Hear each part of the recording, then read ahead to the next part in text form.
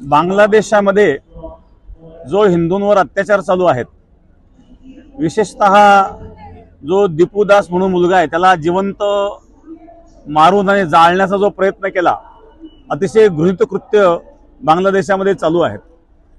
गेल्या वर्षी सुद्धा आम्ही जे वक्तव्य केलं होतं हे बांगलादेशाला उद्देशूनच होतं, त्याचा खूप उहापोह केला गेला।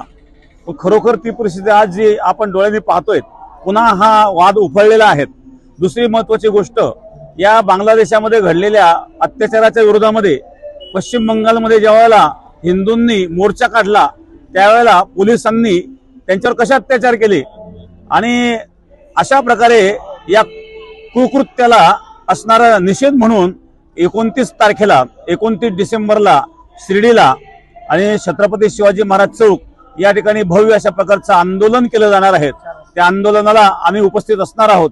आंदोलनाची वेळ हे सायंकाळची 4 वाजेची असणार आहे। सायंकाळी 4 वाजता भव्य असं आंदोलन आणि या हिंदूंवर होणाऱ्या अत्याचाराच्या विरोधामध्ये शिर्डीमध्ये होणार आहेत। शिवाजी चौक या ठिकाणी सर्व जे काही हिंदू बांधव आहेत, सर्व हिंदू संघटना आहेत, सर्वांना मी या ठिकाणी आव्हान करतो की आपण जास्तीत जास्त संख्येने उपस्थित राहावं आणि आपला जो या ठिकाणी एकता आहे ही आपण त्या ठिकाणी दाखवून देण्याचा प्रयत्न करावा। जय हिंद, जय महाराष्ट्र।